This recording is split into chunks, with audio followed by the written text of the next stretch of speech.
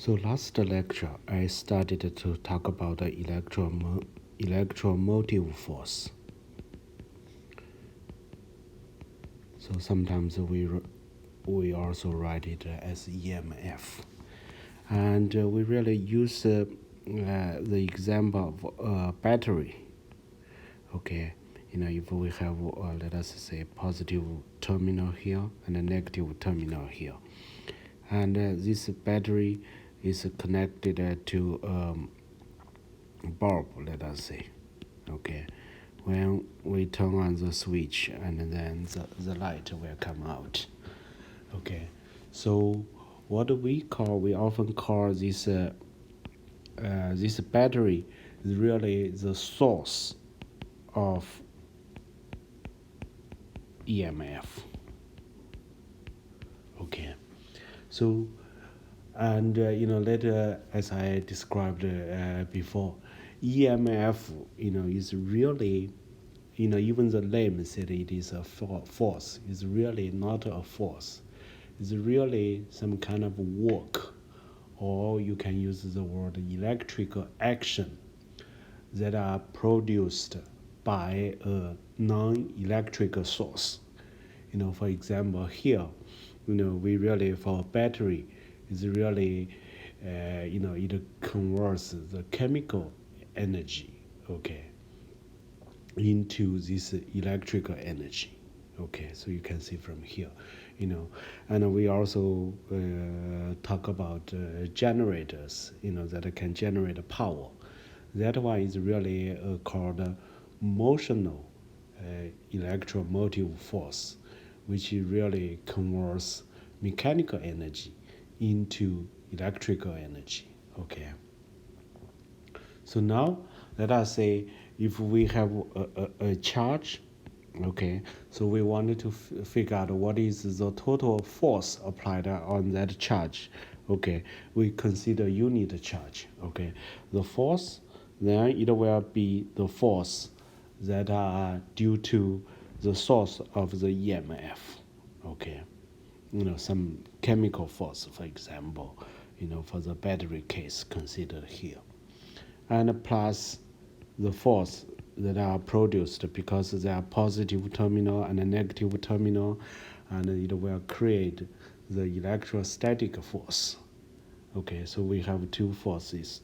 Q, I should have put a QE here, but because Q is equals to 1, and then it just disappeared. Okay, so the electromotive force, as I said, is really not really a force, but is defined as the integral of this force over a closed path. Okay, and that one, really we can integral this and integral this. And because this is electromagnetic, electrostatic force, we know that when we integrate over closed path, and we will get a 0. So at the end, it's just really equals to this force integral. Okay, that the force is really from due to the source of EMF. Okay, so if we have a perfect this source of EMF, perfect source, like as I mentioned, like a battery with no internal resistance. Okay, so current just flows through, and there are no loss, that inside. So that really means, if we really think about that, that really means if we consider here, okay. So if we have battery, we have plus force, we have plus terminal, and then we have negative terminal. Okay, so then we kind of have the particle. So there are electrical field that are created here. Okay, because of the positive, the voltage. Okay, positive one and the negative one. So there are electrical field that are applied there.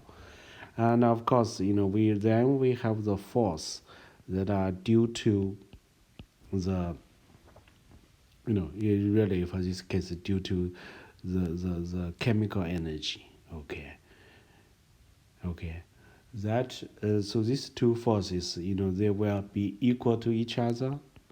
Okay, and with opposite sign. Okay, so that is what we have. Okay, for if you look at a battery, you look at the inside. Okay, so that is what happened because it is an ideal energy source, and all the charged particles will have the net force. Okay, will be zero. Okay, so this is what we have.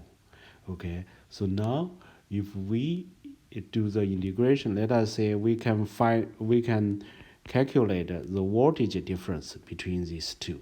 Okay, so the voltage difference really is just integrate from A to B. Okay, remember the formula that we used before. Okay, so this is how we calculate the voltage difference between the plus and the minus terminals. And as you can see from here, okay, and because minus E is really just F. Okay, so this is really just F dot dl here. Okay, and this F dot dl, okay, is really the electromotive force. Okay, so you can see that here, is really the electromotive force really equivalent to the voltage difference. Okay, for in the case of a battery. Okay, the main reason you can see that if we collect this battery to a bulb, okay, so then their current flows through. Okay, and the current goes, the current I goes from the positive terminal to the negative terminal. But we know that inside is really electrons that are moving in the opposite direction. Electrons just going through this counterclockwise way. Okay, and you can see that. So that means this battery. You see that the electrons move from here to the bulb and then go back to the terminal. And then the battery must also need to move the negative particles, the electrons, okay, from the positive terminal, okay, to the negative terminal. So in other words, that you can see that this EMF source, the battery, is really acts as like a charge pump, okay, move the electrons from the positive terminal to the negative terminal in order to maintain the potential difference. Okay, so this way is really increase the potential energy of the charges, and therefore the electric potential of the charges there. Okay, so this is just talk about why for a source, like a battery, the electromotive force is really equivalent to the voltage difference. Okay. And then after that, we also talk about a different type of EMF, which is the emotional EMF. Okay, we really talk about constant magnetic field that is pointing into the page, and then we have a closed wire. Okay, and there are some resistor that are here, and we really move the wire away from the field. Okay, and then we basically said that this will create will create a magnetic field force.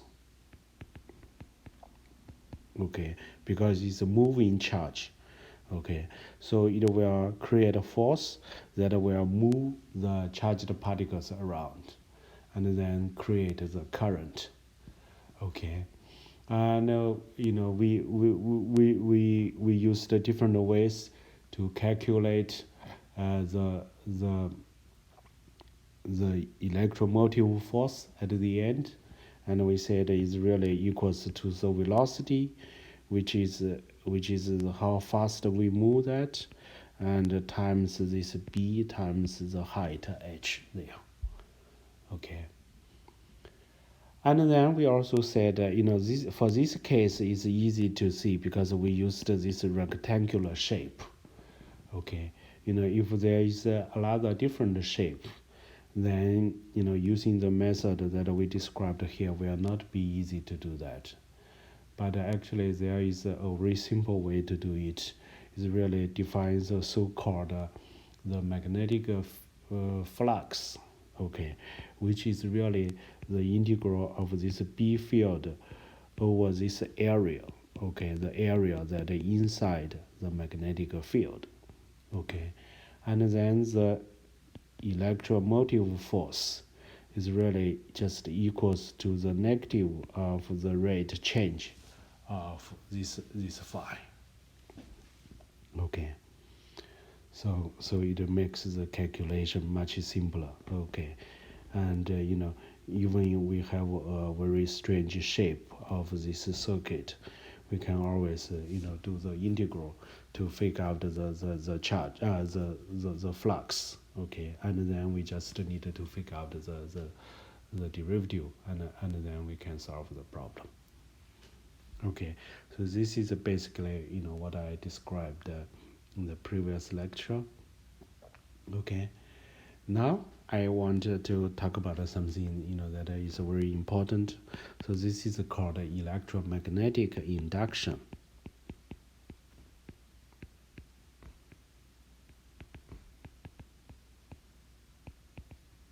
Okay, so to talk about this, I have to describe the experiments that Faraday performed more than 100 years ago. So what he did is the following. Okay, so the first one that I already described. Okay, so let us say I have the magnetic field that are pointing into this page, and then we have these wires. Okay, rectangular shape one. Okay, and then we move the wire away from the field. And as I described before, and this will create there will be there will be magnetic field applied on this on the electrons, and then cause these electrons to move around and create the current. Okay, so then he also performed the second measurement experiment. Okay, so what he did is really he keep this wire is fixed. Okay, so not touch this circuit, but really move the magnetic field. Okay, it changes either that you can move the magnetic field away, okay, from this wire. And he also found that there is the current that are flowing through. Okay, so this is a second case experiment that he performed. You may say that okay, these two should be equivalent to each other, because this is the kind of the relative movement. Okay, according to special relativity, we should observe the current. Okay, but however, if you think about this problem, so now you find that the loop is really stationary. Okay, because the loop is stationary. So here is really the loop is moving. There's some current there. So that really means there's a magnetic force applied on the electrons. Okay, but for the second experiment, the loop is stationary. Okay, so there are no magnetic force applied on the electrons. Okay. because the stationary charges, will experience no magnetic force. Okay, but while there are still current flowing through. So here there really means this one really created electric field. Okay, so in this case, the charge moving around because it creates some electrical force, that make the electrons move around the circuit. Okay. So now there is another experiment. Okay, so maybe I just write it down here. Here, this EMF is really just the change of the flux. Okay, so here we can also figure out what is this. Okay, so what we have is really, as I said, the potential, the electromotive force is also equals to d phi over dt. Okay, and this is because it creates this electrical field. Okay, as I mentioned before, this is like this is really like a battery case. Okay, it's just this relative movement, that make it as a current source. Okay, that create currents. Okay, so this one is really just equals to the voltage difference. Okay, so this is what we have. Okay, and here if we plug in, so this one d phi over dt. Okay, is really equals to just we can really, because phi is really b dot dA. Okay, this is the integral. Okay, I just because b can also depends on the positions, so I just change it to the partial derivative. Okay, so this is what we have. So if you really write it down, is really partial b over partial t dot dA. Okay, so this is what we have. Okay, so now you see that this is the line integral, and this is a surface integral. Okay, and we know that we can also write it down, change this to the surface integral, and make it del cross E dot dA. Okay, so we can do that. Okay, so now if you compare these two equations, okay, one is on the left side, one is on the right side, we conclude that del cross E should equals to minus partial b over partial t. Okay, so this is called Faraday's law. Okay, what it really says that is really a changed magnetic field will create electrical field. Okay. So then he also performed the third experiment. Okay, so here he keep everything the same. Okay, and also the wire and the B field, okay, is really the position. These two positions, the B field position direction, and also the wire direction. The positions, they are stationary, so they are not fixed. They are fixed. Okay, however, he changing. Okay, he can create. This magnetic field can be created by a solenoid, and you can keep the solenoid in the right position, but somehow change the currents that are running through the wires, so that will change the magnetic field. So what he did is he keep this B field and also the wire in stationary, but only change the value of this magnetic field, and he also observed current that are flowing through. Okay, and you can see that for this case, as I said, there are no relative movement, so there are no magnetic field, no magnetic force that current make electrons move. So the what happened is really it create really a new electrical field, okay, that are acting on the charged particles and make the current flow, okay. So this is what we have, okay, and you can see that from all these three cases, I mean these three cases are different, okay. The first one is really the magnetic force applied on the charge and create a current. The second and the third case are really due to the electrical field, a new electrical field that is created, and this electrical field is applied on charged particles, and thus create current. Okay.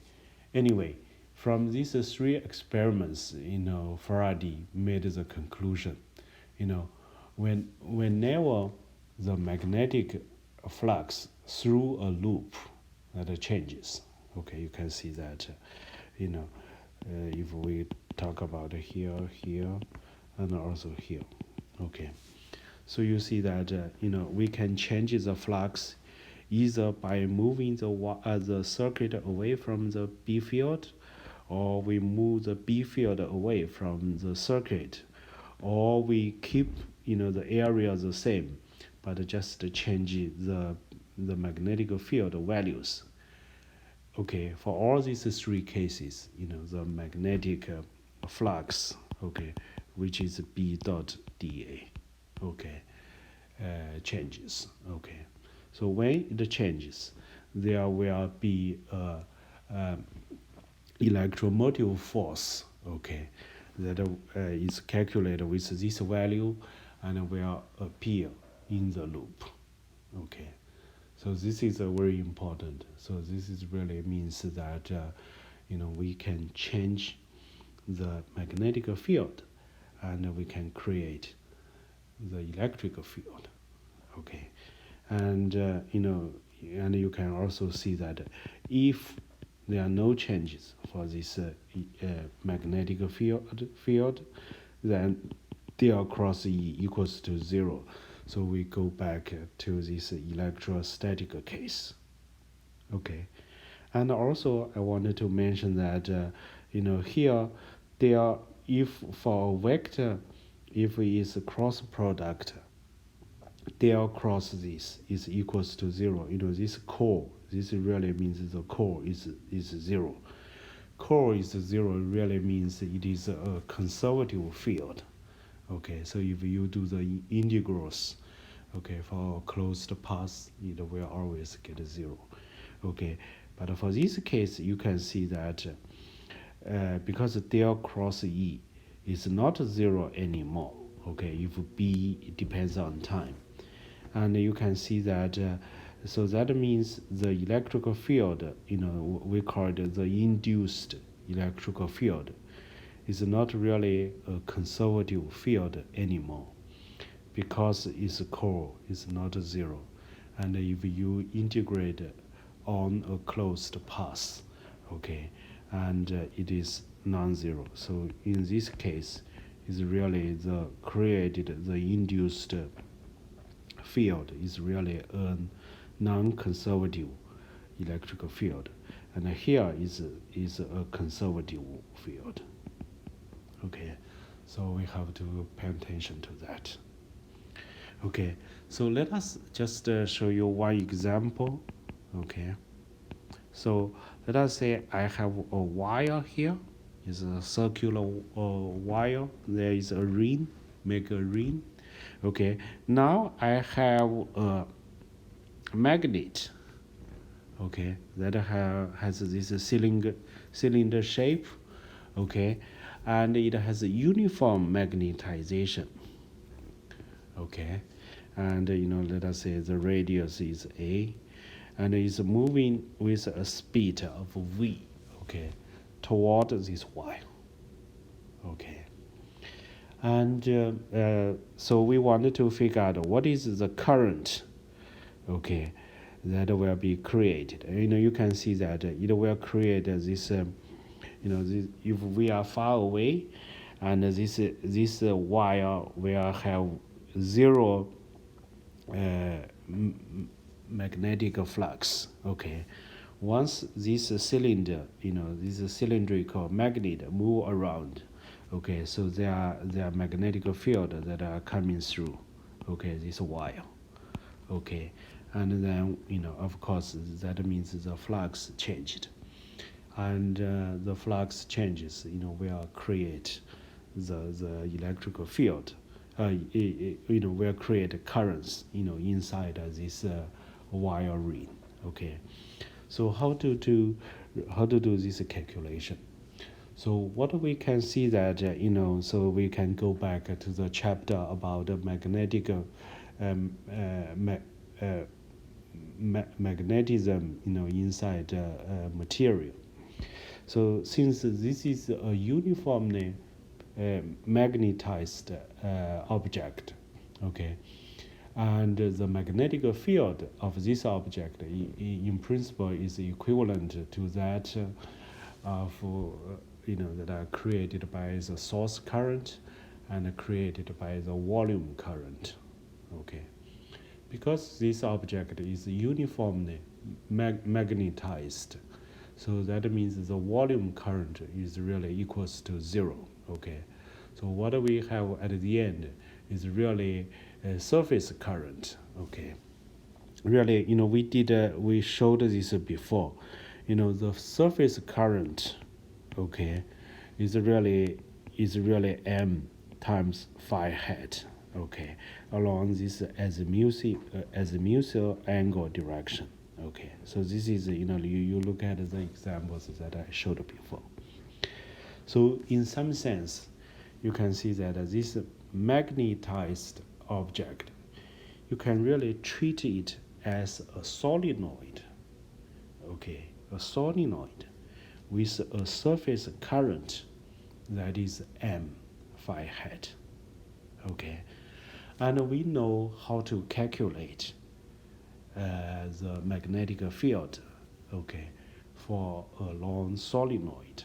Okay, so that one you can also go back, look at the examples. So this is really okay. So we calculated a long wire, let us a long solenoid, their current is N-term wires. Okay, and we can calculate the magnetic field. We said is often, if it's very long, so we will only have the magnetic field that are along this cylindrical radial direction, and there are no magnetic field outside. Okay, so in other case you can see that if this term, if this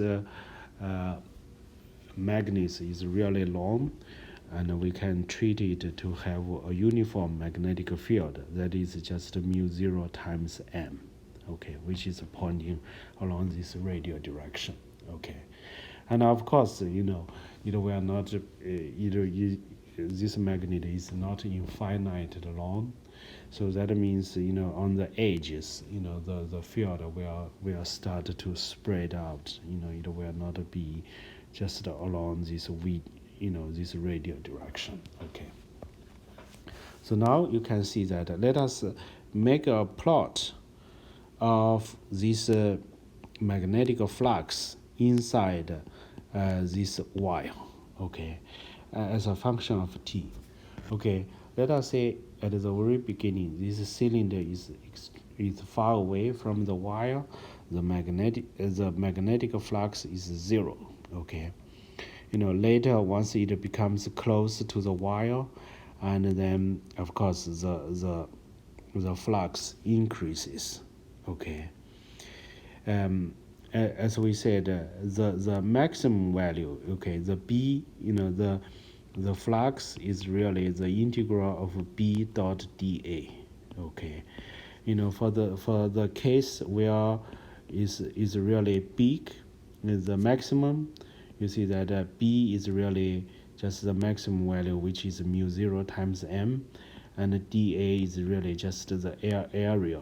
Okay, area is really just pi a square. Okay, because it's only this part that will enter this wire ring.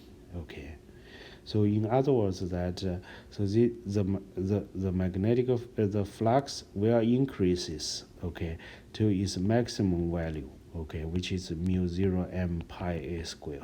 Okay, and then after it pass, if the magnet is just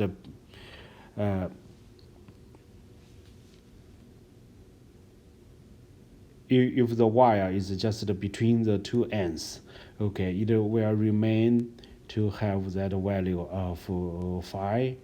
And then after that, of course, after this magnets, pass away and move to the left side, then the flux will decrease, to zero.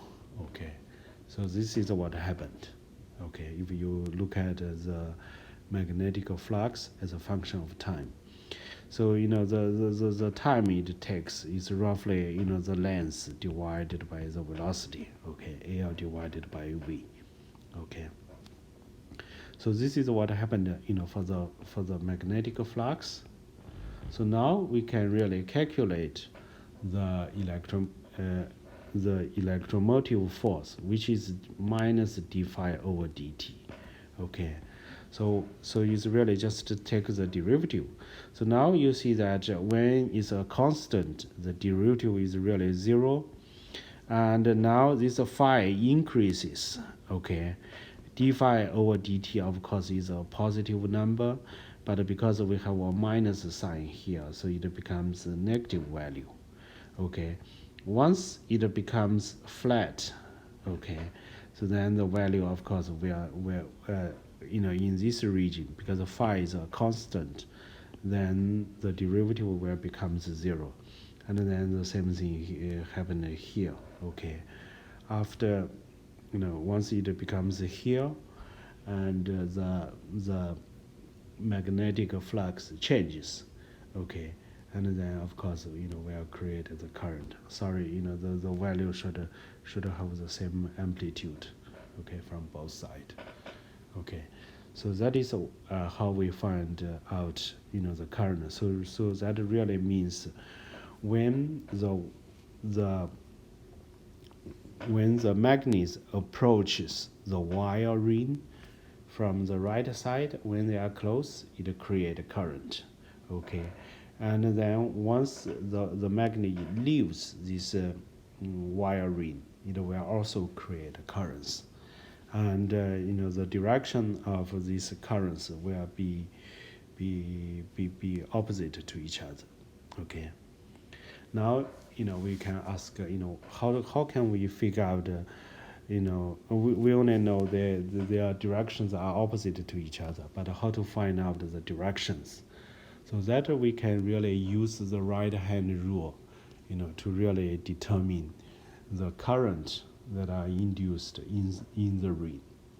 So what we can do, we can define phi to be positive this way. Okay, it's just a choice. Okay, we can always define this one to be positive on the left side. Okay, so that means if we have current, okay, that are going the counterclockwise way, we can use the right hand rule. We can the b, if I is this way, then b is this way. Okay, so it's a positive b value. Okay, so that means this counterclockwise way is what we call it a positive direction for current. Okay, if it is clockwise way, okay, B will create along to pointing to the right side. Okay, that phi becomes the negative. Okay, so in other words, that what you can see if we define it this way, so you can see that when the magnets approach this wire ring from the right side, okay, at the very beginning when it approaches, okay, the current, as you can see from here, is really a negative one. Negative one really means the current is really clockwise direction. Okay, it's a clockwise direction. Of course, as viewed from the left side. Okay, then after the wire that are move away, the magnets move away from the wire, and it becomes a positive current, which is counterclockwise way. Okay, so that is how we can determine the direction of the current. And you can see that it is a little bit tricky to really how to we can figure out the magnitude, but sometimes it's a little bit tricky to find the direction. Okay, so there is an easier way to do that. So that is called a Lenz law. Okay, so what it really says that nature acts to oppose a change in flux. Okay, so then let us try to see how to explain this. Okay, so now let us think about this. Okay, we define this phi to be positive here. Okay, so now if we move these magnets here, okay, and because the magnetic field, as we said, is really pointing this direction. Okay, so that means when we move the magnets close to the wire from the right side, the phi will increases. So the phi will increases. Okay, what this Lenz law tells you, the nature acts to oppose a change in the flux.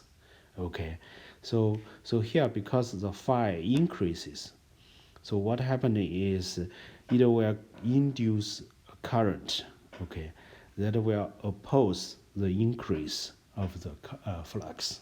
Okay, so that really means the reduced current, the induced current, will create a phi. Okay, let us call it phi prime. Okay, it will create a magnetic field that will pointing to the right side. Okay, so that will oppose the increase of the magnetic flux. Okay, in order to create a magnetic field that is pointing to the right side. Okay, so that means the current, using the right hand rule, we know that the current has to flow this way, which is the which is a clockwise way. Okay, so you can see that here is how we determine, use this law to really help us easily determine the direction of current, of the induced current. Okay, and once the magnets move away from the wire, so then the phi will decreases. Okay, phi decreases. Okay, then in order to oppose that decreases, okay, so this wire will create magnetic field that are pointing, to the positive direction. Okay, in order to create a magnetic field in this direction, the current will flow this counterclockwise way. Okay, so that is what happened. Okay. Okay, the book also give one very interesting example. Let us say there is a solenoid here, and we have wires that are around on this solenoid, and let us say there is a ring that we put it on the top. So what happened is, if we turn on the current, then the ring actually will jump in the air. Okay, so the reason for this is really, you can see that let us consider this ring, and we look at the magnetic flux there.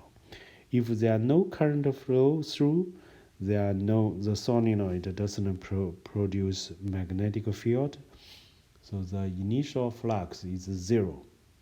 So now once the current flows through, it will create the magnetic field that are pointing to, pointing up. Okay, so it will the increase the flux. As I said, Lenz law tells us, Faraday's law tells us there will be the current, electric current will be produced there. And then that electric current will create a magnetic field, okay, that will decrease, okay, the flux. Okay, so that means the new field that are created has to point in and down. Okay, in order to to create a magnetic field that is pointing down, we need to have current. Okay, that is this way. Okay, so this is the clockwise way. Okay, and now because we have you can think about that we have a wire that our current goes this way, and we have a wire that our current goes the opposite way. Okay, and we know that if we have two wires that are close to each other, if there are opposite currents flow through them, then they will repel each other. Okay, so that is why this ring actually will jump in the air. Okay, so it is a very interesting phenomena, that we can explain it this way. Okay. Okay, so that's all I wanted to talk